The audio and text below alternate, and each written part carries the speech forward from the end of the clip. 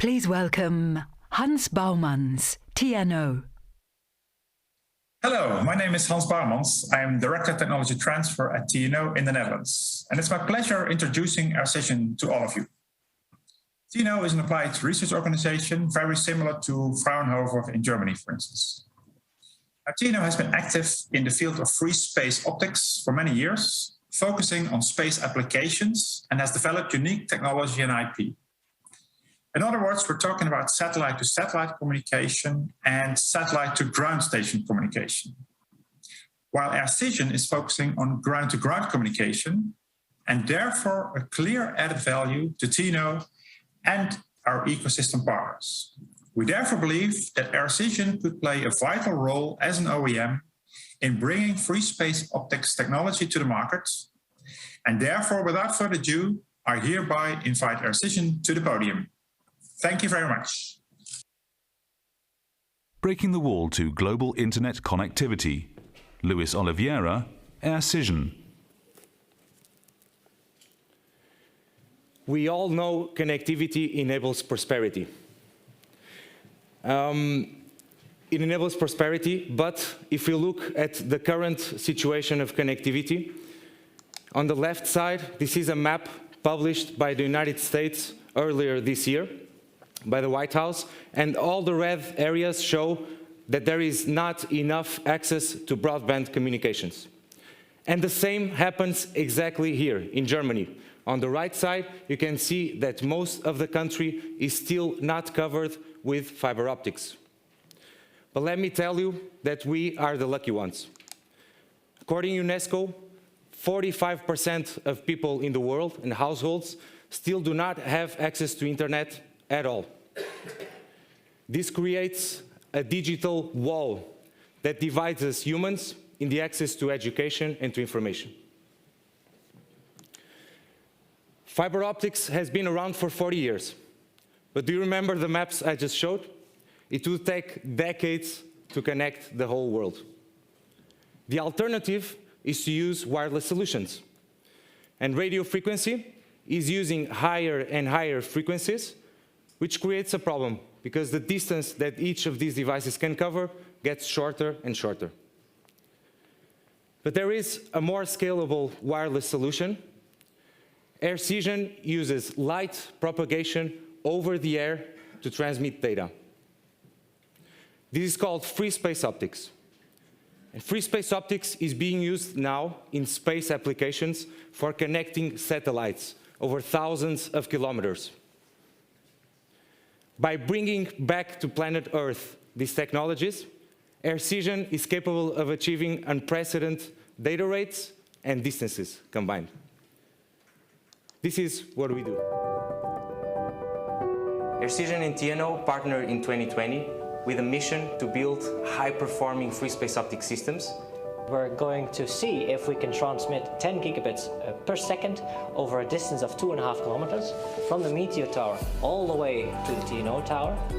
This test will give our team valuable data and input for the development of our next generation systems. Okay, this is it. 3, 2, 1.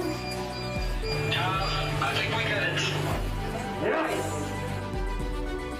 We are very happy with the outcome of this test, and we believe that we achieved a very important milestone towards our goal of reaching the high bit rates and long distances.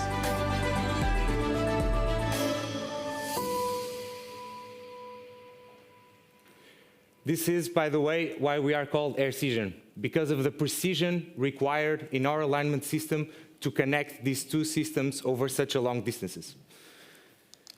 But connecting the world is also a huge market opportunity. And according to the Ericsson Mobility Reports, our total addressable market is expected to reach 40 billion euros just by 2025 on an annual basis. So we define our revenue models in function of the value created for our customers, the telecom service providers. So we offer two models, a pay-per-link model and a pay-per-usage model.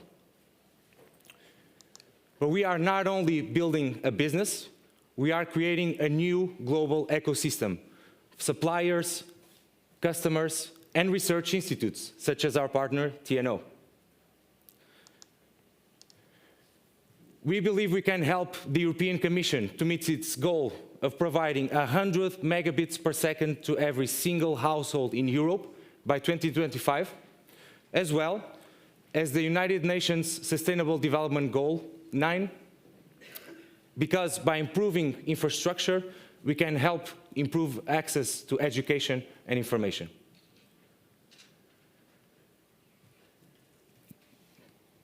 By bringing down the wall of digital divide, we believe we can bring global internet connectivity rising.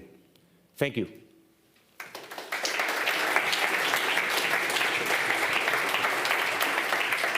Okay, ready for questions? You know the game. First one here, first row, please. Yep.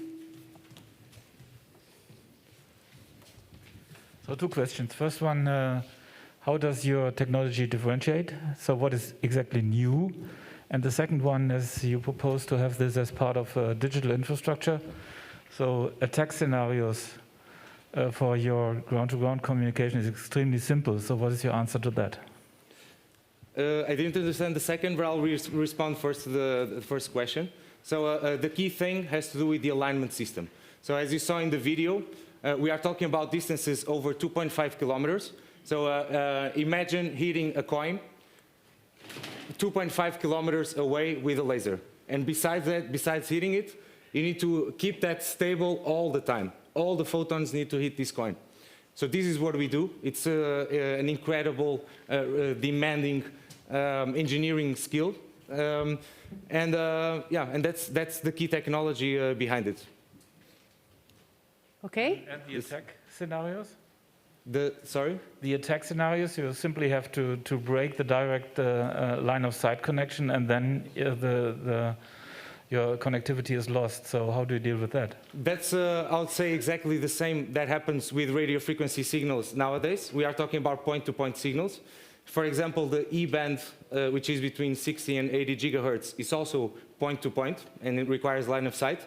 So from that perspective, is exactly the same. What I would say is this is more secure, because if there is someone trying to sniff the signal, in our case, we immediately detect that the photons are being blocked. So we can stop the signal, and that way it's not hacked. Okay, we have a question from the online audience. Roman, please. From Germany, how sensible is your free space optics system to air pollution or other factors like mist? That's an extremely good question. And this question is always around when we talk about free space optics, because when we are in space connecting satellites, we don't have atmospheric effects affecting it. The consequence is that here in the ground, we have all kinds of atmospheric effects, wind, rain, and so on, that can affect the signal. This is also part of our proprietary technology, which is our alignment system corrects for these atmospheric effects, and is capable of, the receiver part is capable of capturing the most optimal way all the photons that go through the atmosphere. Okay, next question from our jury. So, I'm not an engineer, but why don't you just use a satellite-to-satellite communication like Starlink to connect remote areas? Yes. So Starlink is actually one of the companies using free space optics, or is going to use free space optics in space. The question is, Starlink will provide global coverage. That's a question of coverage, but the speeds that we are talking about, they are still significantly low in the case of Starlink. So Starlink will allow us to have a signal in any point of the world. In our case, that's a different case. It's about connecting with very high-speed villages and cities and eventually people's houses. Last question, I fear. The gentleman on my left. Yes. Thank you for the talk. I wonder what you want to connect. Do you want to connect household to household or villages by villages? Because household to household will be complicated. Villages to villages, your distance is too small. So there you need to get a reach of 10 kilometers or more. Could you comment on that? Yes. So our main application is in the backhaul. So it's not the last mile part, but the backhaul. And back to your question of the villages, we actually already, for 5 kilometers, which is what we are reaching today, for 5 kilometers, there are quite significant villages that we can connect already. And our goal is obviously going to more and more distances, 10 kilometers and 15 and so on. Okay, thank you very much also for the questions. And no, thank you. Yes, thank you. That's it. It's really fast.